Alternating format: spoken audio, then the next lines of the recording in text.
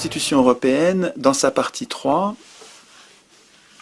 et tout ça avait été écrit par traité, évidemment, sans assemblée constituante, la Constitution européenne, dans sa partie 3, imposait une politique, la politique libérale. Ça nous avait pris l'essentiel des débats, et pourtant, à mon avis, dans la partie 1, il y avait des choses bien pires. Alors, je me propose avec vous de résumer peut-être assez rapidement pour que ce soit pas fastidieux, mais 10 points qui me paraissent absolument stratégiques, révoltants, que les citoyens devraient connaître, qui font partie des institutions européennes, qui ont été écrites sans notre accord, qui ont été écrites sans nous demander notre avis, et finalement, au moment de nous demander notre avis, quand on a dit non, elles nous ont été imposées quand même par voie parlementaire, par le traité de Lisbonne. Il me semble que c'est pas un détail que les citoyens sachent, dans le fatras des centaines d'articles de ces institutions, ce qui va contre leur intérêt. Alors le premier point, c'est que les institutions européennes, et ça se passe dans la partie 1, nous condamnent à un chômage de masse.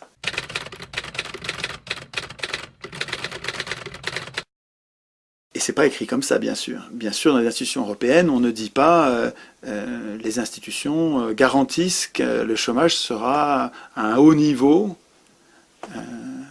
Si c'était écrit comme ça, on aurait des révolutions. Non, c'est plus malin. Dans la partie 1 est prévue une banque centrale indépendante qui n'a donc d'ordre à recevoir de personne parmi les gens que vous élisez.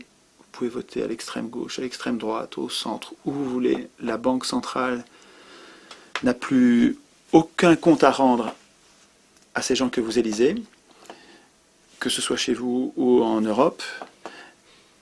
Et la mission, et ce qui va avec, c'est que la mission de cette banque, mission exclusive, prioritaire, la mission de la Banque Centrale Européenne, c'est de lutter contre l'inflation.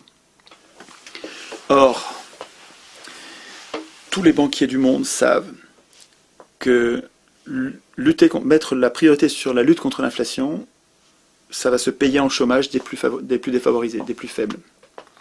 Alors, il y a plein de bouquins là-dessus, il y en a 2 quand même à connaître. Un premier livre de Fitoussi qui date de 2005, je crois. Oui, janvier 2005. Donc ce livre est paru pendant la campagne, La politique de l'impuissance. Ce livre-là, Fitoussi n'est pas du tout un révolutionnaire, c'est quelqu'un de très très très modéré, tempéré, c'est un économiste intéressant, et c'est lui qui explique, et qui utilise ces mots-là en disant tous les banquiers du monde savent que quand ils font le pari quand ils suivent l'objectif de lutter contre l'inflation, ça se paye en chômage. Quand Fitoussi le dit, je pense qu'on pourrait le dire de façon plus radicale et plus virulente et plus révoltée.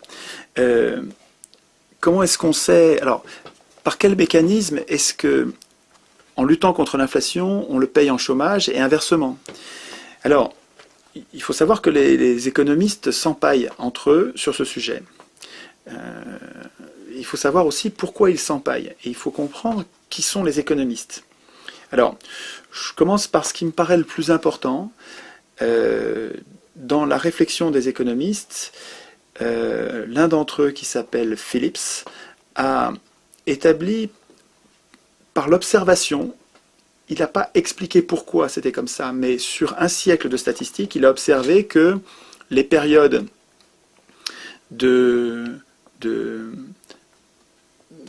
d'inflation étaient des périodes de faible chômage et inversement. En fait, Phillips, lui, l'observait sur les salaires, et d'autres économistes à sa suite ont fait le lien entre les salaires et l'inflation, et finalement l'association de leurs travaux fait que les chiffres d'un siècle de statistiques montrent que quand vous avez beaucoup de chômage, vous avez peu d'inflation, et quand vous avez beaucoup d'inflation, vous avez peu de chômage. Et après ça, comprendre pourquoi fait l'objet de plein de débats d'économistes. Il y a des gens qui ne sont pas d'accord pour dire par quel mécanisme, mais si vous voulez, c'est empirique. On observe que, en luttant contre le chômage, les salaires vont monter et l'inflation aussi. Alors on peut comprendre, il y a des mécanismes assez simples, c'est que quand il y a peu de chômage, quand vous êtes sûr de trouver du boulot, si vous perdez votre boulot, vous allez en trouver un autre, vous allez être plus exigeant au moment de trouver un autre travail et de demander un salaire. Puisque vous n'êtes pas précarisé, vous n'avez pas peur pour votre emploi, vous savez que vous allez en trouver un autre, il y a de l'emploi pour tout le monde, vous allez être exigeant dans votre salaire. Et les entreprises répercutent les salaires qui sont des coûts pour elles, et les répercutent sur les prix. Donc il y a une logique en fait, assez simple et probablement robuste. C'est sûrement pas le seul rouage, mais c'est un des rouages à connaître, c'est que, inversement, un fort chômage permet aux patrons d'imposer de bas salaires. Parce que les gens ayant peur pour leur boulot sont pas exigeants et ils sont plus dociles et il y a moins de pression sur les salaires, donc il y a moins de pression sur les coûts. Donc ça permet aux patrons de continuer à faire de gros profits sans payer de hauts salaires. Alors, Friedman et une bande d'économistes, on peut dire prostituées. Je pense que d'une façon générale, les économistes sont une pensée prostituée. C'est rude comme attaque, mais je pense que c'est tellement évident que c'est quand même c'est difficile à contester. On ne peut pas dire que tous les économistes sont prostitués. Il y a des économistes qui sont humanistes, honnêtes, résistants et pas prostitués, pas vendus aux plus riches. Enfin, en gros, les économistes sont nés pour pérenniser la domination des plus riches, c'est-à-dire pour justifier et légitimer,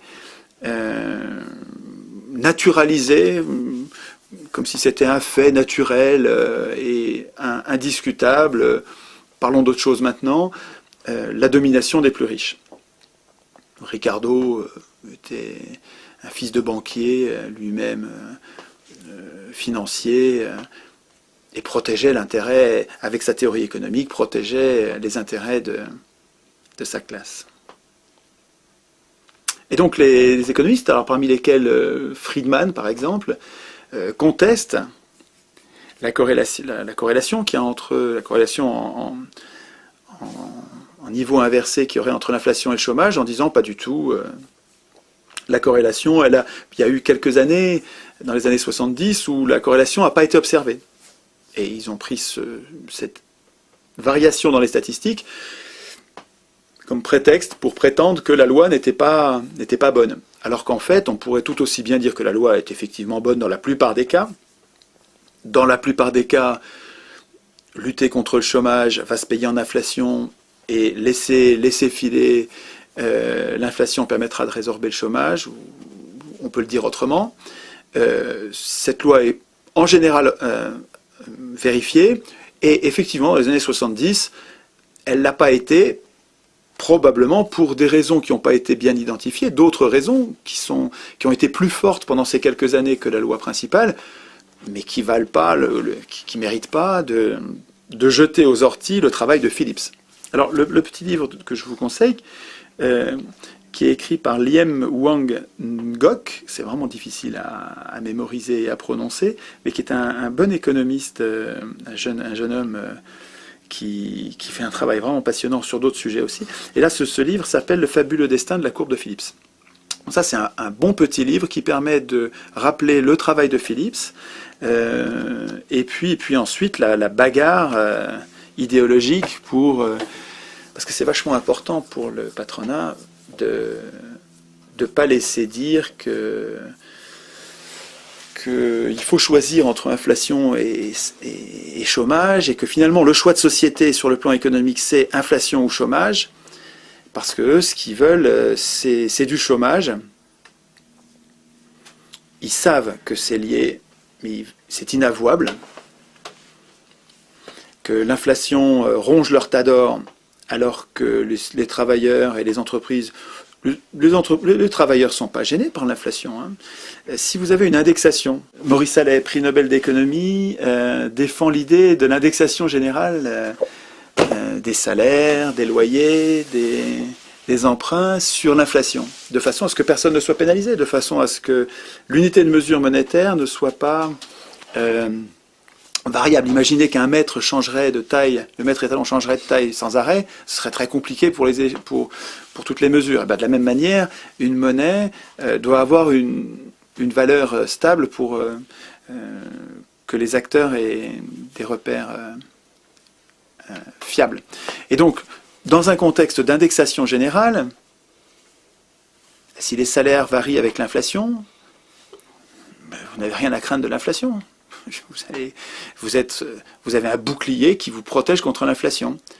Et si les loyers sont indexés sur l'inflation, ben les propriétaires qui louent leurs immeubles sont protégés contre l'inflation. Mais alors finalement, qu'est-ce que ça pénalise l'inflation? Ben ça pénalise ceux qui ont du cash, ceux qui ont beaucoup d'argent, notamment de la monnaie fiduciaire, en grande quantité. Alors là, cette monnaie-là, elle perd de la valeur. Elle perd beaucoup de valeur si vous avez 15%, 10%, 15% d'inflation. Là, ces gens-là, c'est un très très petit nombre de personnes. Hein. Il y a très peu de gens qui ont beaucoup de cash, quoi. Beaucoup de cash au point d'en faire un vrai sujet d'inquiétude, il y en a très peu. Alors, est-ce que ces gens-là, est-ce que l'intérêt de ces gens-là est à privilégier par rapport à l'intérêt général? Il me semble que non. Un peu d'inflation, une indexation générale, et donc finalement les petites gens qui sont protégés de l'inflation, si ça vous permet de lutter contre le chômage, donner du boulot à tout le monde, bah écoutez, c'est un choix de société qui quand même pourrait être au débat public, on pourrait en discuter. Bah, il se trouve que l'Union européenne, elle a tranché pour vous. Vous n'avez pas eu voix au chapitre. On a mis en place en 1957, avec le traité de Rome, on a mis en place un système de façon assez astucieuse, hein, puisque pendant toutes les premières années, pendant 20 ans, 25 ans, on n'a pas appliqué le traité de Rome. On l'a mis en place et on ne l'a pas appliqué. Alors les gens au début, ils étaient très méfiants. Mendes France vitupérait ce traité en disant c'est pas bien du tout, on va perdre notre souveraineté, il y a beaucoup à perdre à ce traité. Et puis finalement, avec les années, comme on voyait que ça changeait rien, on était protectionniste, on était nationaliste, on avait le contrôle de notre monnaie, ce traité ne changeait rien à notre vie finalement. Il y avait un contrôle d'échange, il y avait notre monnaie, il n'y avait pas de libre-échange, hein, finalement ce traité prévoyait des choses qui n'étaient pas appliquées, on a baissé la garde, et on ne s'est pas méfié. Et puis dans les années 80, sans rien dire à personne, ils ont activé le traité de Rome, ils ont commencé à l'appliquer. Ils ont commencé à appliquer le libre-échange, à libéraliser les capitaux, les mouvements de capitaux, à permettre le libre établissement de n'importe quelle entreprise dans n'importe quel État. Donc ils ont commencé à permettre la mise en place de la concurrence de tous contre tous. Et nous, on était endormis, on avait relâché notre vigilance. Et à chaque fois qu'il y avait des militants valeureux qui protestaient, on leur envoyait dans les dents, mais attendez, vous protestez contre quelque chose qui est écrit depuis 57. C'est très astucieux, quand même, très astucieux. Mettre en place le système par petits pas, progressif, les gens voient rien, ou ils voient, mais bon, c'est pas suffisamment grave pour se soulever. Et puis au bout du compte, vous avez une machine épouvantable qui s'est mise en place, et qui s'est mise en place au plus haut niveau du droit, au niveau constitutionnel, et au niveau même international, au niveau de traités qui ne sont révisables qu'à l'unanimité. Et plus on est nombreux, plus l'unanimité devient un verrou, l'impossibilité complète de changer quoi que ce soit. Mais on y est là. Là, on est à 27. L'unanimité à 27, on n'arrivera plus rien à changer à ces traités.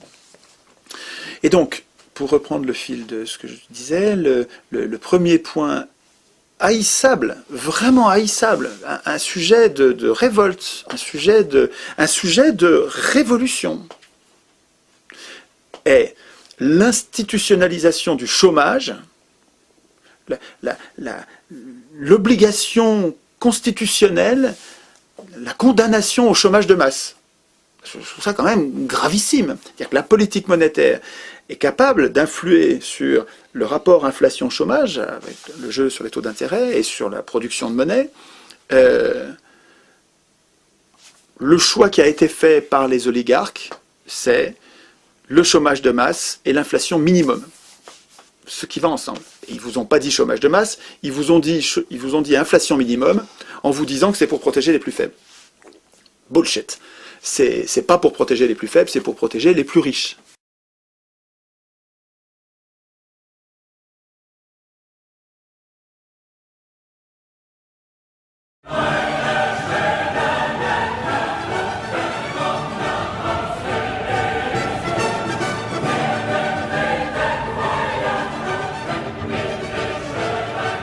Deuxième point que j'avais pas vu moi en 2005 et qui est peut-être plus important encore, les institutions européennes interdisent aux États d'emprunter auprès de leur banque centrale.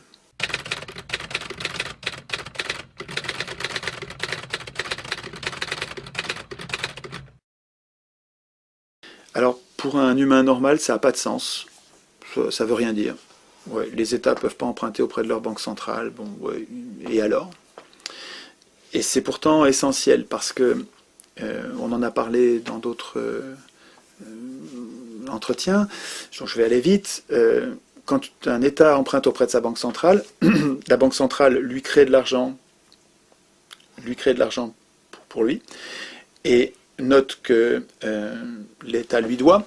Et au fur et à mesure que l'État rembourse cet argent ensuite avec les impôts ou avec les recettes de cet investissement, la monnaie est détruite au fur et à mesure, sur le même modèle que le crédit habituel et le mécanisme de la monnaie dette. Mais la différence avec le système qui nous est imposé aujourd'hui, c'est que quand un État emprunte auprès de sa banque centrale, quand il rembourse sans intérêt. Ou il remboursera plus tard, donc il peut avoir... Donc ça, il a de la marge, il a beaucoup de marge, et puis c'est pas coûteux. C'est plus du tout comme ça que ça marche. Aujourd'hui, ça, c'est absolument interdit. Quand un État a besoin d'argent pour financer un investissement public, il doit emprunter auprès des marchés financiers. Il ne peut plus emprunter auprès de sa banque centrale. Et donc quand il emprunte auprès des marchés financiers, il paye un intérêt. Et cet intérêt devient progressivement insupportable, et ça devient un outil d'oppression. Un outil d'oppression des États par les riches, par les marchés financiers. Les marchés financiers, c'est ceux qui ont de l'argent. C'est les riches. Et en gros, les plus riches parmi les humains, ce sont les commerçants, et les plus riches parmi les commerçants, ce sont les multinationales, et les plus riches des plus riches, ce sont les banques. C'est des gros commerçants qui avaient beaucoup d'argent en plus, qui étaient incapables de dépenser, qui sont devenus les banques, historiquement, 1500, 1600, 17e siècle, 16e siècle, 17e siècle, sont devenus les banques, et finalement, aujourd'hui, les plus riches, ce sont les banques. Et finalement, les marchés financiers, pas pour l'intégralité, mais pour le plus gros, ce sont les multinationales et les banques. Ça veut dire que les États, par le mécanisme de l'Union européenne, par le mécanisme de l'article 104 de Maastricht qui interdit aux États de créer eux-mêmes leur monnaie et qui donc leur impose d'aller chercher l'argent où il y en a, c'est-à-dire dans les pattes des plus riches, cet article 104 de Maastricht qui est devenu l'article 123 de Lisbonne, est un outil qui met les États en servitude par rapport aux plus riches. Ça n'a rien à voir avec l'intérêt commun, rien à voir avec l'intérêt général. C'est le contraire, c'est une trahison, c'est un sabordage absolu. Ça date de Maastricht, ça date de 92. Moi j'ai voté oui à Maastricht, je ne savais pas ça du tout. On n'en a absolument pas parlé en 92. En 92, on nous parlait de la monnaie unique, on nous parlait de l'euro, on ne nous parlait pas du tout de l'article 104. Il n'y a jamais eu de débat public là-dessus. On s'est fait enfumer. Enfumer. On s'est fait rouler. C'est une trahison. Une trahison absolue. Il n'y a pas d'autre mot. Et même en 2005, moi, je n'étais pas au courant, donc on n'en a même pas parlé en 2005 non plus. On en a parlé après. Donc, depuis 2006, ça fait 5 ans. On travaille beaucoup là-dessus. Et on s'aperçoit que dans tous les pays du monde, en tout cas dans beaucoup de pays du monde, dans tous les pays importants, les États ont abandonné la création monétaire aux banques privées. Et la dette publique augmente depuis. À chaque fois, la dette publique augmente dans des proportions extravagantes. Et finalement, le mode opératoire est le même qu'avec les pays du tiers-monde, qui ont été mis en coupe réglée, pillés par les multinationales et les banques, avec le même mode opératoire. On commence par l'endetter. On lui fait miroiter des dépenses publiques qui sont soi-disant très importantes, un barrage, des lignes, des voies ferrées, des grands travaux gigantesques. certes utile, et encore souvent, quand on observe pour les pays sous-développés, c'est utile à quelques multinationales pour aller piller leurs ressources, leurs matières premières dans les mines. Enfin, je développe pas. Mais en tout cas, on se débrouille en faisant miroiter de l'aide, en disant on va vous aider, on va vous prêter à des bateaux, on va vous donner aussi, on va vous aider personnellement. On engage le pays sous-développé à engager de très grosses dépenses, créer cette dette, et une fois que la dette est engagée, alors là, on obtient en échange tout. La privatisation de tous les services publics, l'abandon des matières premières à vil prix, la bérésina pour les peuples en question. Et le mode opératoire qui est décrit très bien dans Les Confessions d'un assassin financier de Perkins est extraordinaire, c'est absolument révoltant. Ce bouquin-là, c'est un... Et puis alors, ce qui est terrible, c'est qu'on observe le mode opératoire pour les pays sous-développés, mais on retrouve le goût de la Grèce, du Portugal, et puis bientôt de la France, évidemment.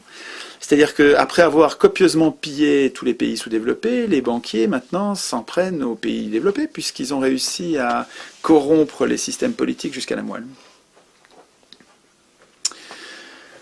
Donc le premier point, c'est l'indépendance de la Banque centrale et sa mission unique contre l'inflation qui nous condamne au chômage de masse. Ça fait quand même un sacré morceau. Deuxième morceau, l'interdiction aux États de créer leur propre monnaie, donc d'emprunter auprès de leur Banque centrale, donc de créer leur propre monnaie, donc rendre les États dépendants des porteurs d'argent, des porteurs privés évidemment, des porteurs d'argent.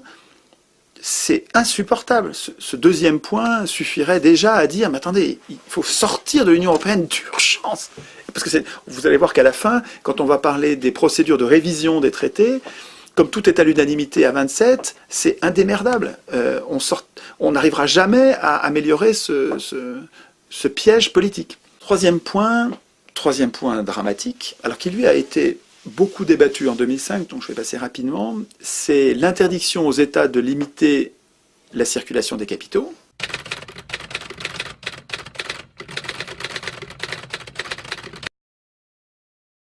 Je répète, interdiction aux États de limiter la circulation des capitaux. Ça veut dire que un État qui déciderait de ne pas laisser faire n'importe quoi en matière de capitaux serait, par ces traités félons, dans l'illégalité.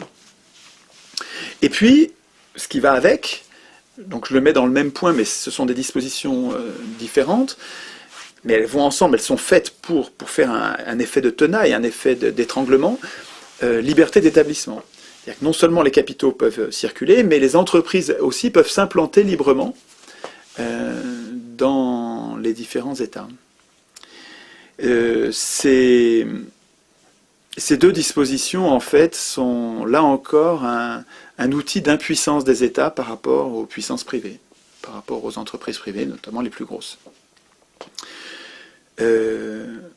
Priver ainsi les États de leur possibilité de régulation et de police des capitaux, c'est totalement antidémocratique. C'est véritablement, quand on se demande comment des représentants qui nous représentent, qui devraient normalement représenter l'intérêt général, on se demande comment ils ont pu penser, élaborer, imposer des normes et des règles qui sont aussi contraires à l'intérêt général. Et en fait, on comprend mieux quand on essaye de voir qui voulait ce projet, qui a financé ce projet, qui soutient mordicus ce projet, qui a intérêt à ce projet. Et c'est édifiant quand on comprend que l'Union européenne a été voulue, financée, a été défendue par les mêmes qui ont financé Hitler et Mussolini. Les mêmes, pour les mêmes raisons, pour avoir des bas salaires, pour venir à bout des républiques, à bout de ce qu'on appelle la démocratie, qui à mon avis n'est pas une démocratie. On a fait d'autres réunions là-dessus. On ne vit pas en démocratie, on vit en oligarchie. Mais ce qu'on appelle les démocraties, c'est quand même des oligarchies tempérées par un semblant de parlementarisme qui limite un peu les dégâts quand même. Mais même ça, pour les grands patrons, c'est trop. Et ils veulent la peau, de la Révolution française et de ses enfants, de ses successeurs. Ils appelaient la République la gueuse dans l'entre-deux-guerres. Et Hitler et Mussolini, donc le fascisme à la papa, servait à, parce qu'aujourd'hui c'est un nouveau fascisme, bien plus malin, quoi, hein, servait à venir à bout ils appelaient ça de la gueuse, venir à bout des républiques. Annie Lacroix-Riz explique bien ça, que on trouve dans les archives, des milliers d'archives, que l'obsession des banquiers et des industriels, c'est nos salaires. Parce que ça se comprend, leurs profits, leurs grands profits dépendent de nos bas salaires. Donc c'est juste égoïste, c'est juste totalement cynique. Ouais. Ce qui les intéresse, c'est qu'on ait juste le salaire qu'il faut pour qu'on ne fasse pas la révolution, qu'on ne les égorge pas. Voilà. S'ils s'aperçoivent qu'on est en train de descendre dans la rue comme au Front Populaire, descendre dans la rue par millions et qu'on va les égorger, hop, il lâche du mou, il lâche, de toute façon... Voilà, ils donnent juste ce qu'il faut pour... Donc ça n'a rien à voir avec la justice. Bon, en tout cas, ce sont les mêmes qui ont financé donc les multinationales. Hein. Hitler a été financé par Ford, il a été financé par IG Farben, le cartel de la chimie allemand, il a été financé par les banques centrales européennes, il a été financé par les banques, évidemment. Il faut comprendre qu'Hitler n'aurait pas existé, enfin, ça serait resté un groupuscule ridicule, des fous furieux, sans argent, ils seraient restés marginaux, on ne connaîtrait même pas leur existence. Il faut comprendre que Hitler et Mussolini et Staline, Lénine, hein, c'est pareil pour les bolcheviks, hein, n'auraient pas existé sans le financement de Wall Street. Il faut comprendre ça. C'est-à-dire qu'en fait, le fascisme, le fascisme, c'est pas Hitler. Le fascisme, c'est qui a financé Hitler. Il me semble, moi, tout le monde se traite de fasciste, c'est un mot qui est galvaudé, on en vient à se demander ce que c'est le fascisme. Là où j'en suis de ma réflexion, je dirais que le fascisme, c'est la prise de contrôle de l'État par les plus riches, et donc c'est une toute petite poignée de personnes qui prennent le contrôle de l'État pour pérenniser leurs privilèges et se servir de la force publique, parce que l'État a le monopole de la force publique, se servir de la force publique pour défendre leurs seuls intérêts, ou prioritairement. Et après ça, il y a différentes manières de mettre en place ce règne des privilégiés, qu'on peut appeler fascisme, on peut l'appeler autrement. Alors je sais bien que fasciste, c'est un mot qui historiquement veut dire autre chose, mais enfin, il faut que les mots soient utiles quand même. Si on les ramène constamment à leur stricte définition historique, on n'arrive pas à s'en servir parce qu'on va nous répéter que le fascisme c'était les faisceaux, que c'était donc historiquement un truc qui n'existe plus. Ouais, ok. N'empêche que les dictatures du milieu du XXe siècle ont été financées par les riches du moment, les ultra-riches du moment. Et ce sont ces mêmes ultra-riches de notre moment en ce moment, et puis de toute la période qui nous a séparés, ce sont les mêmes, ou leurs enfants, qui financent l'Union européenne. C'est plus malin, le fascisme à la papa, on le vivra plus. Je pense qu'on n'aura plus... ils n'ont plus besoin de régime militaire, avec une police militaire.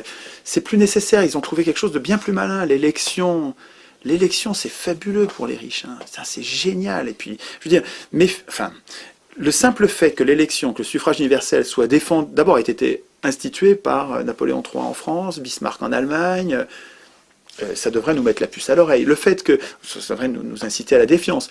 Le fait que le suffrage universel soit défendu par tous les MEDEF du monde, par toutes les multinationales du monde, qui soutiennent le suffrage universel.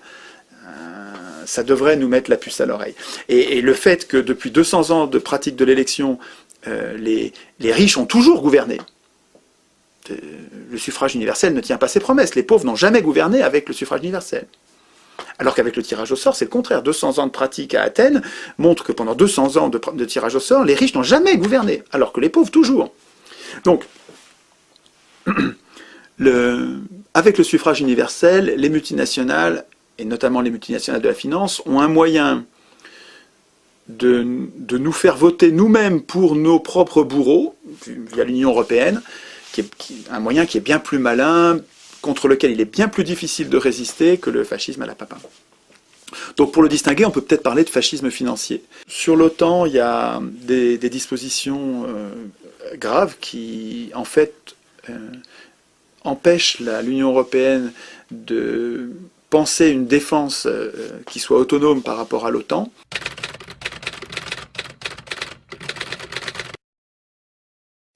Alors on nous explique que, évidemment, chacun des pays faisant déjà partie, une bonne partie faisant partie de l'OTAN, on ne pouvait pas les obliger à se désolidariser de l'OTAN. Bon, certes, il reste que les plus grands pays de l'Union européenne étant intégrés à l'OTAN, le fait que les traités de l'Union européenne intègrent finalement cette participation nous rend complètement dépendants de l'OTAN. Et il y a des mécanismes d'intervention, donc de guerre obligée, et même nucléaire, dans les traités qui sont absolument révoltants. C'est-à-dire que si on appliquait ces mécanismes dans les situations qui sont prévues, on serait obligé d'envoyer un feu nucléaire préemptif, agressif, pas défensif. Je ne développe pas, mais sur ce sujet-là, il pourrait y avoir un débat, il n'y en a pas eu. Les institutions européennes mettent entre les mains des ministres et des présidents, qui sont des exécutifs dans les pays d'où ils viennent, mettent dans leurs mains le pouvoir législatif.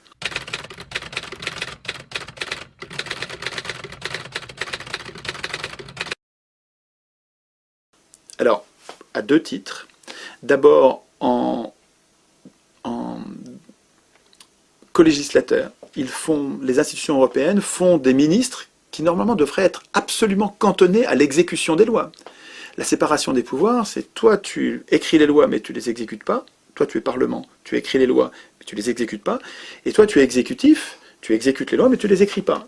En divisant les pouvoirs, on les affaiblit et nous autres, les gouvernés, nous protégeons contre les abus de pouvoir. Montesquieu. Et cette séparation des pouvoirs est très mal appliquée. Dans la 5e, elle ne l'est pas du tout. Puis dans la plupart des pays, elle est violée parce que ceux qui écrivent les règles les écrivent pour eux-mêmes. C'est ma thèse. Les institutions ne devraient jamais être écrites par des hommes de parti, et encore moins par des parlementaires, des ministres, des juges. Les institutions devraient être écrites par une assemblée constituante tirée au sort. C'est d'ailleurs le dernier point que j'évoquerai un petit peu à la fin. Mais en tout cas, si les ministres ici se voient attribuer un pouvoir législatif, c'est plus grave encore qu'au niveau national, parce qu'on ne sait pas du tout ce qu'ils font. Il faut se rendre compte qu'on a déjà du mal à surveiller ce que font nos parlementaires et nos ministres au niveau national, à la petite échelle de la nation, mais alors au niveau européen, est-ce que vous savez ce que sont en train de négocier pour vous, vos ministres, dans le cadre de l'Union européenne? Est-ce que vous savez? Est-ce que vous vous en occupez? Est-ce que vous vérifiez ce que signent en votre nom, les directives que signent en votre nom vos ministres dans le cadre de l'Union européenne? Ben, pas du tout, c'est trop loin, et puis en plus, le voudriez-vous? Vous ne pourriez pas, parce que c'est totalement opaque. Alors, à deux titres, les ministres sont co-législateurs, sont législateurs. D'abord, ils sont co-législateurs avec le Parlement. Donc le Parlement est complètement, en fait, infantilisé. Le Parlement ne peut écrire aucune loi tout seul. Il est accompagné des ministres qui doivent être d'accord pour que ça passe. En plus, le Parlement n'a pas l'initiative des lois. C'est complètement extravagant, c'est la Commission. Alors il y a des arguments bidons pour justifier que la Commission soit ainsi... La Commission n'est pas élue, hein, donc la Commission c'est des technocrates. C'est profondément oligarchique. Donc là, déjà, les ministres sont co-législateurs, mais en plus, il y a deux techniques de production de normes obligatoires de portée générale et illimitée dans le temps, donc c'est extrêmement dangereux pour nous. Hein. Une constitution, ça sert à éviter que de tels outils juridiques ne soient hors contrôle. Or là, ils le sont totalement.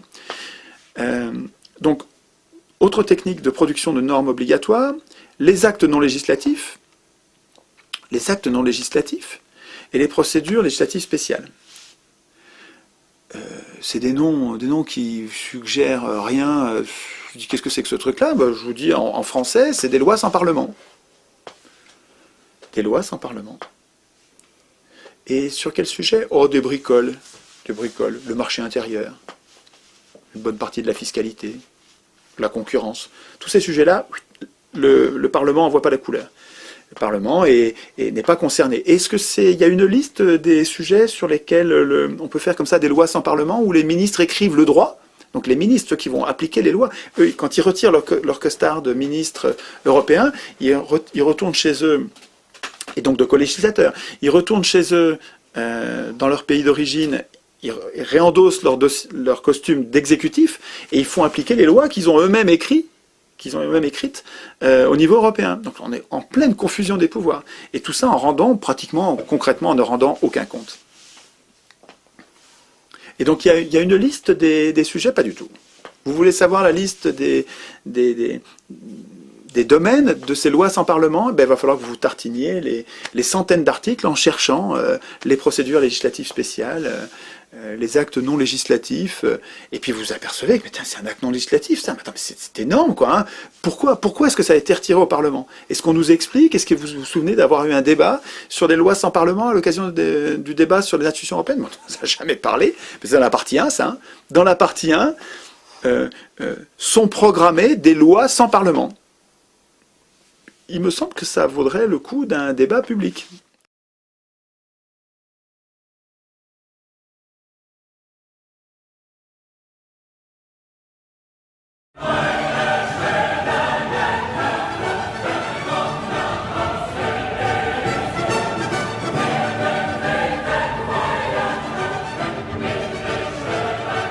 Point 6, c'est les juges.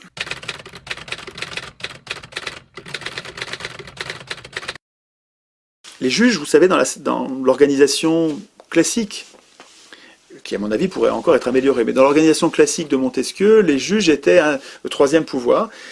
Et les trois pouvoirs, dans l'idée de Montesquieu, c'était de les trianguler pour qu'ils se surveillent mutuellement, de façon à ce qu'aucun n'abuse. Et donc il ne faudrait surtout pas qu'un acteur contrôle à la fois l'exécutif, le législatif et le judiciaire. Pour Montesquieu, et puis avec du bon sens, on comprend que ce serait terrifiant pour les gouverner. Parce qu'on serait dans une situation de monarchie, en fait, avec quelqu'un qui a tous les pouvoirs. Quand vous regardez notre président de la République, donc il y a donc le pouvoir exécutif, le pouvoir d'exécuter, donc le contrôle de la police, de l'armée, qui a le contrôle du législatif, puisque sa majorité présidentielle, c'est des larbins. Des larbins. Ces gens-là, les parlementaires dans le régime de la 5e, ces gens-là sont élus. Pour être élus, il faut qu'ils soient candidats. Pour être candidats soutenus par un parti, il faut qu'ils aient l'investiture du parti. Or, le président du parti qui donne les investitures, c'est le président de la République. Donc c'est le même bonhomme qui a dans ses mains l'exécutif et qui en même temps décide de l'investiture ou de la non-investiture à la candidature. Donc le droit à candidater, le droit à être candidat, donc à être élu. Donc c'est lui qui décide, c'est le président qui décide de la survie politique des parlementaires, de la majorité des parlementaires. Un enfant comprend l'état de dépendance des parlementaires par rapport au président de la République. Donc ça, c'est une monarchie. On est déjà dans la confusion des pouvoirs législatifs et exécutifs. Parce que le Parlement est au moins, on va dire, sous influence, mais c'est beaucoup plus grave que ça. Il est sous influence du président de la République. Donc, en fait, la République, là, elle est déjà sous l'influence d'un parti, et beaucoup plus gravement d'un homme, du chef du parti. C'est totalement oligarchique, mais c'est dans le génome de l'élection. Hein. L'élection, elle va être gagnée que par des gens qui se groupent, donc par des partis, et les partis, mécaniquement, sont dominés par leur chef. 1911, hein, c'est un vieux livre, excellent, d'actualité, pose des problèmes qui restent d'une actualité brûlante. Les humains ont besoin de chefs, les humains ont une adoration, un besoin d'adorer, un besoin de vénérer, un besoin de suivre un chef. La plupart des gens ne sont pas des leaders, ils aiment choisir un chef et le suivre.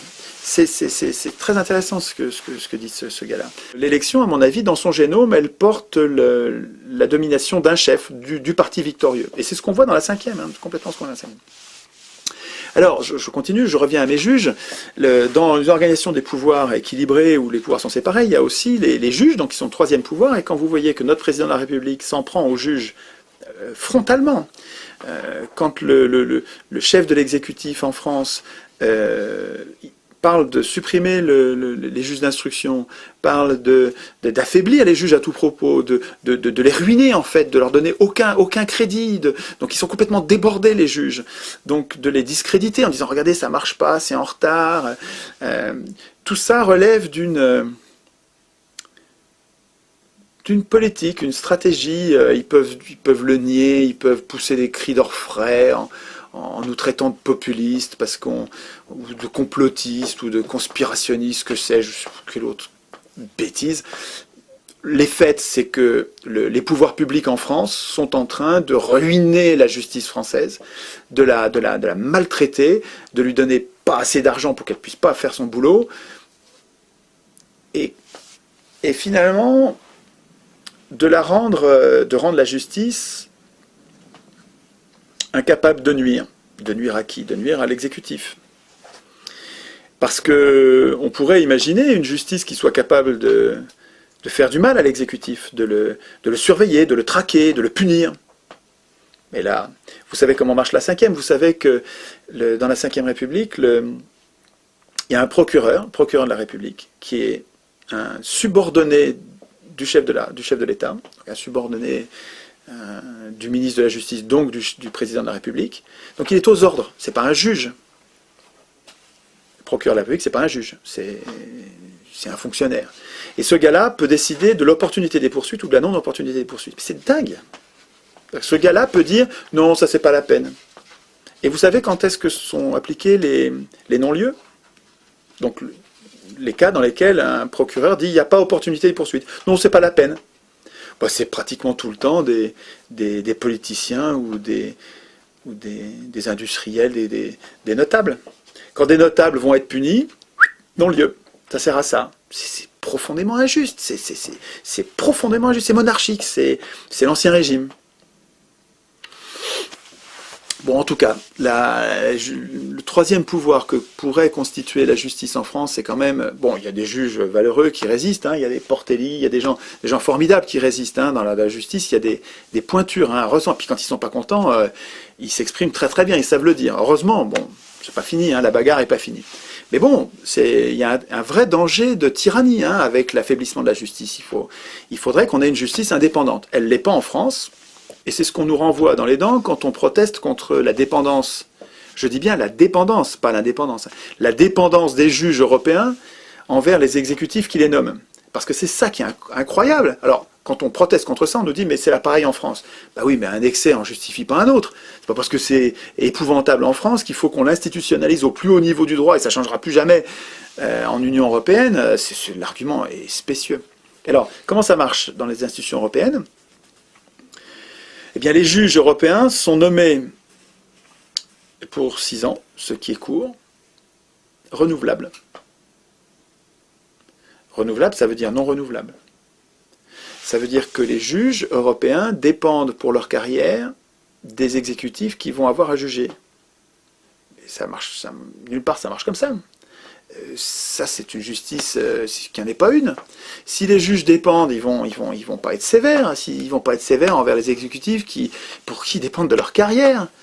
Alors, on me répond que comme ils sont plusieurs, c'est pas si facile d'avoir des juges dociles. C'est connerie. C'est pas sérieux. Si vous désignez des juges européistes, des juges eurolâtres, si vous désignez des juges qui sont mondialistes, des juges qui sont libéraux, des juges qui sont... Eh ben, vous n'aurez même pas besoin de leur donner la moindre consigne, effectivement. Ils seront libres, mais ils vont développer une idéologie qui est contraire à l'intérêt général. Et sans avoir besoin de les corrompre, de leur dire quoi faire. Mais parce que vous les avez nommés, et parce qu'ils dépendent pour leur carrière de ceux qui les ont nommés. Donc c'est extrêmement dangereux ce qui se passe au niveau des juges. D'ailleurs, les juges européens participent activement au rouleau compresseur ultralibéral de la Constitution européenne. Ils participent, ils en rajoutent au traité dans leur interprétation. L'initiative, c'est un pouvoir essentiel en démocratie, totalement confisqué au peuple. Le peuple européen, les peuples européens n'ont aucune initiative en aucune manière. C'est simple. Absolument aucune. Ni initiative pour désigner des candidats, ni initiative pour révoquer des candidats s'ils ne sont pas contents, ni initiative pour proposer des lois, ni initiative pour révoquer des lois, pour abroger des lois, révoquer des acteurs. Il n'y a aucune initiative. Il y a juste une bouffonnerie, une pantalonnade qui est le droit de pétition, qui n'a aucune force contraignante. Il faut qu'on soit des millions à vouloir demander pardon à la Commission, ou demander la permission à la Commission de, si elle veut bien transmettre au Parlement un projet pour que le Parlement en discute. Bullshit, on se fout de nous. Ce truc n'a aucune valeur. Voilà, ça ne vaut rien, c'est du foutage de gueule intégral. De la même manière qu'en France, on nous a servi la même chose. Vous savez qu'on nous a... Ils ont changé la Constitution puisqu'ils l'écrivent eux-mêmes. C'est extravagant. Mais donc, ils écrivent eux-mêmes la Constitution et nos parlementaires français ont institué ce qu'ils appellent le référendum d'initiative populaire. Ils osent appeler ça référendum d'initiative populaire, alors que vous savez que l'initiative de ce référendum d'initiative populaire appartient aux députés. Je vous jure que c'est vrai. Le référendum d'initiative populaire, il s'appelle comme ça dans la Constitution française, est d'initiative parlementaire. Alors, initiative parlementaire, ensuite appuyée par 10% du corps électoral qui viennent soutenir le parti qui a... Et ils appellent ça d'initiative populaire, citoyenne. C'est du foutage de gueule. En plus, ce référendum d'initiative populaire, soi-disant, qu'il y a dans la Constitution française, n'oblige nullement à un référendum. Si le gouvernement ne s'en saisit pas, si le Parlement, ne s'en saisit pas, il y aura un référendum. Mais il suffit que le Parlement s'en saisisse pour le mettre à la poubelle, il n'y a pas d'obligation de faire un référendum. Donc c'est vraiment du foutage de gueule. C'est à vomir. Et puis il n'y a pas un journaliste pour le relever. Hein. Là, je ne parle plus d'institutions européennes. Hein. Mais c'est pareil pour les institutions européennes, parce que c'est du même foutage de gueule. C'est la même escroquerie absolue. Mais ce qui est incroyable, c'est la complicité des journalistes, parce que ces gens-là qui devraient être les journalistes, qui devraient être les sentinelles du peuple. C'est comme ça qu'on les appelait pendant la Révolution. Des gens qui devraient nous alerter, des gens qui devraient être des whistleblowers, des siffleurs souffleurs de sifflets, là, comme ça que les appellent les Américains, des donneurs d'alerte.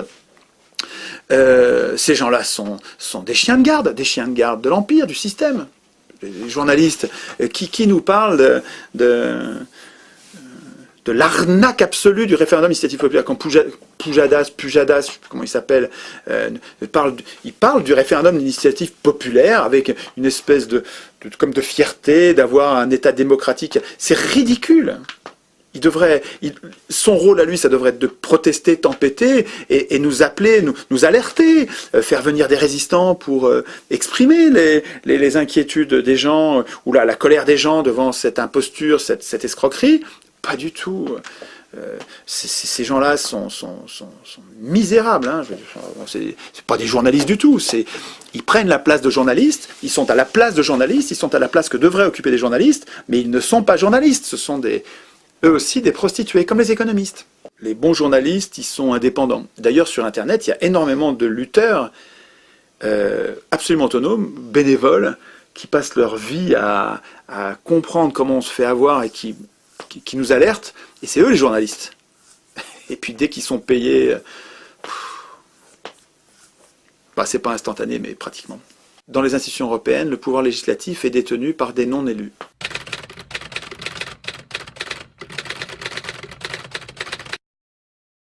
Et nos élus n'ont pas de pouvoir, et ceux qui ont du pouvoir, ce sont des non-élus. Il y a des tas d'organismes dans les institutions européennes qui produisent des normes obligatoires. La Banque centrale, par exemple, produit des normes obligatoires.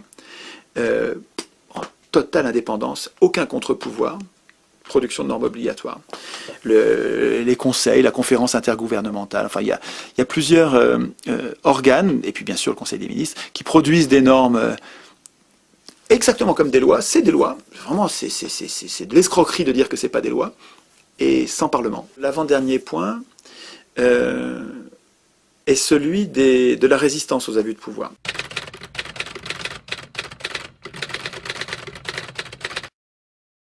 Il me semble que les citoyens devraient savoir qu'une constitution, à quoi ça sert? Ils devraient savoir qu'une constitution, c'est pas un moyen d'organiser les pouvoirs. Les pouvoirs n'ont pas besoin de nous pour s'organiser. La constitution, c'est un moyen d'affaiblir les pouvoirs. Les pouvoirs sont dangereux, les humains le savent depuis des milliers d'années. Il est question de chercher comment protéger le plus grand nombre des humains contre les abus de pouvoir. Voilà à quoi sert une constitution. Une constitution, c'est comme un contrat, mais attention, pas un contrat qui serait passé entre le gouvernement et les gouvernants et les gouvernés, parce que ça supposerait que les gouvernants préexistent à la constitution, ce qui n'est pas le cas. La constitution, c'est un contrat passé entre les gouvernés et les gouvernés, pour établir ensuite des gouvernants, mais sous contrôle. Il est donc essentiel que, et c'est mon dernier point, que ceux qui écrivent la Constitution soient désintéressés, ne soient pas ceux qui vont être affaiblis par la Constitution, sinon ils vont tricher. Si vous laissez les parlementaires écrire la Constitution, ils vont pas prévoir de vrais contrôles, ils vont pas prévoir de vraies sanctions, ils vont prévoir des contrôles factices. Donc, l'avant-dernier point qu'il faut souligner sur les institutions européennes, c'est qu'elles ne prévoient aucun moyen de résister. Cherchez, pour moi j'ai passé des milliers d'heures là-dessus, chercher dans les institutions un moyen pour nous, simples citoyens, comme le feraient les Suisses, puisque les Suisses, vous savez qu'un citoyen suisse peut se lever en appelant les autres à voter un référendum pour abroger une loi, pour imposer une loi, pour même changer la Constitution.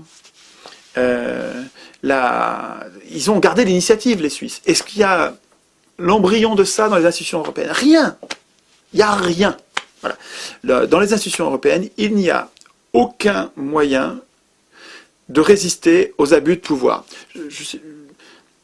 Repassez-vous cette phrase, s'il vous plaît, dans la tête, parce que c'est extrêmement important. Dans les institutions européennes, vous n'avez plus aucun moyen de résister aux abus de pouvoir. C'est dramatique.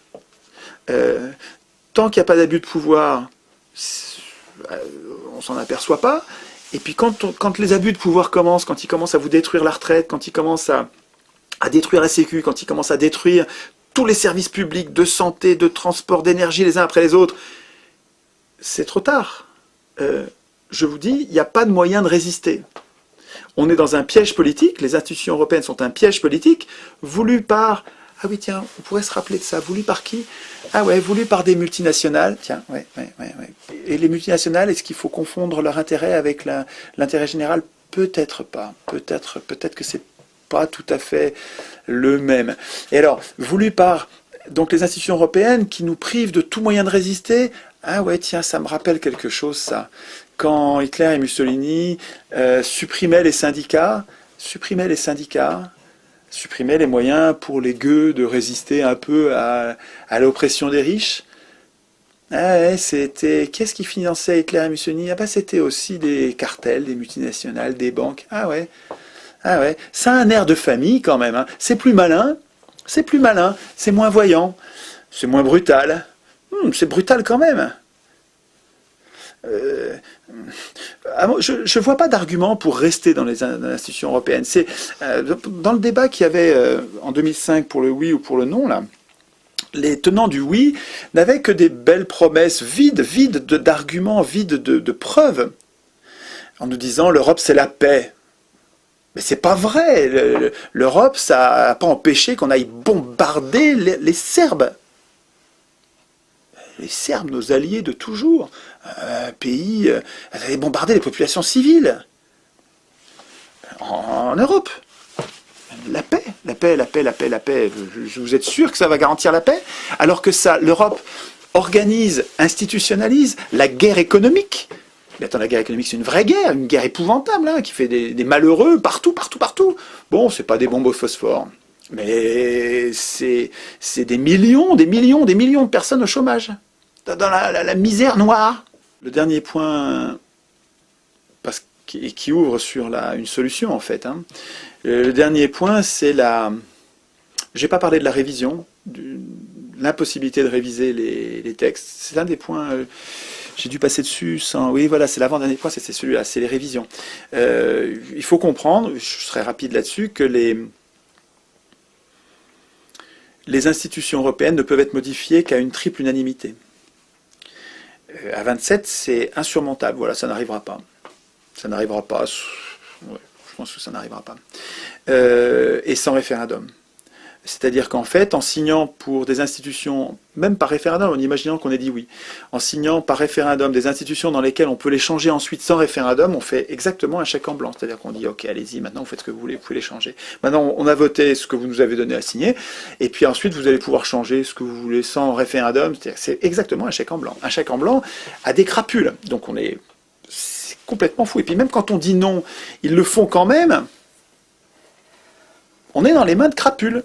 Source de tout ça, c'est la même cause que dans nos institutions. C'est le processus constituant.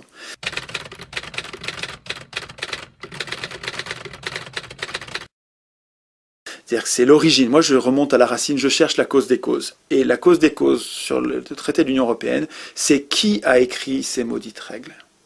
Qui a écrit ces maudites règles? À chaque fois, dans les institutions françaises comme les institutions européennes, à chaque fois, ceux qui écrivent les règles n'auraient pas dû les écrire. C'est pas à eux d'écrire les règles. C'est pas aux hommes de parti. C'est pas aux hommes au pouvoir. Et c'est pas à ceux qui aspirent au pouvoir. Donc c'est même pas aux hommes de parti et même des petits partis. C'est pas aux hommes de parti d'écrire les règles du pouvoir, d'écrire la Constitution. Ces gens-là sont juges et partis. Ils écrivent des règles pour eux-mêmes.